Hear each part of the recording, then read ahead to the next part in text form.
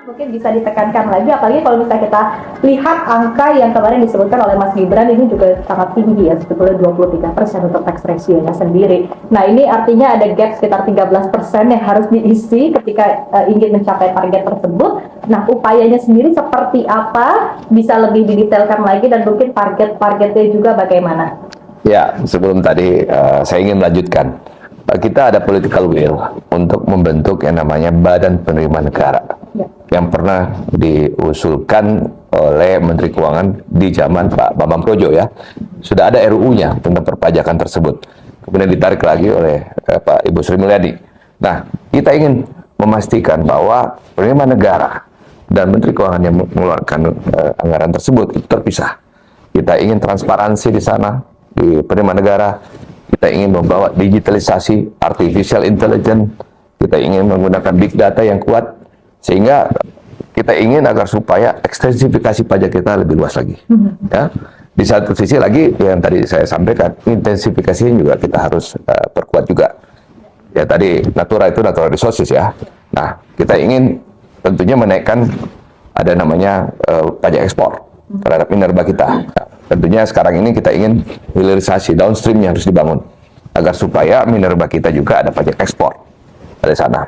Nah, di satu sisi juga ada pajak impor terkait tadi saya sampaikan gandum yang 0% Indonesia dibanding negara-negara lain seperti Thailand, Vietnam, dan Brunei. Mereka ada pajak impor terhadap gandum itu. Kita juga ingin menaikkan tadi juga rokok. Tadi juga saya sampaikan terkait dengan gula ya, karena BPJS kita itu besar sekali membiayai penyakit diabetes kita. Nah, tapi political will di sini adalah membentuk yang namanya Badan Penerimaan Negara. Kita harus memisahkan dulu agar supaya fokus, tidak selevel dirjen yang mengelola penerimaan negara. Jadi inilah urgensinya sebetulnya bagaimana Bang Erwin? Karena kalau kita lihat sebetulnya kan memang sudah sempat disampaikan juga ya dalam Pilpres di tahun-tahun sebelumnya 2014, 2015, kemudian memang tampaknya sulit begitu ya, karena dibutuhkan waktu juga. Seperti apa mungkin urgensinya, kenapa harus betul-betul segera dibentuk saat ini? Ya karena kita ingin segera ada implementasi digitalisasi, ada intensifikasi, ada artificial intelligence, ada penggunaan big data di sana.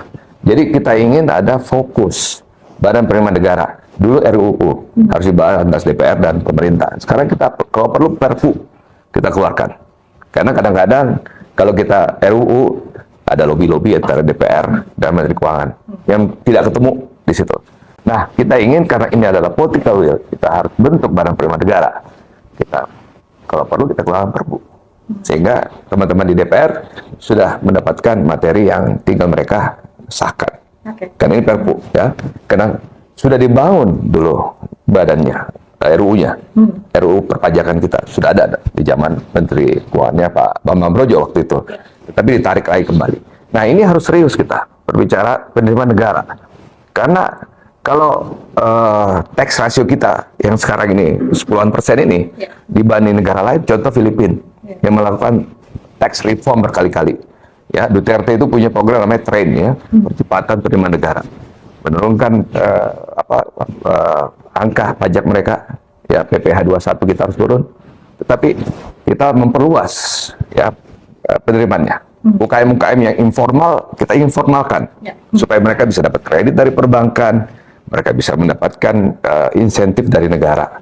Kita ingin juga bantuan sosial tetap aja jalan ya.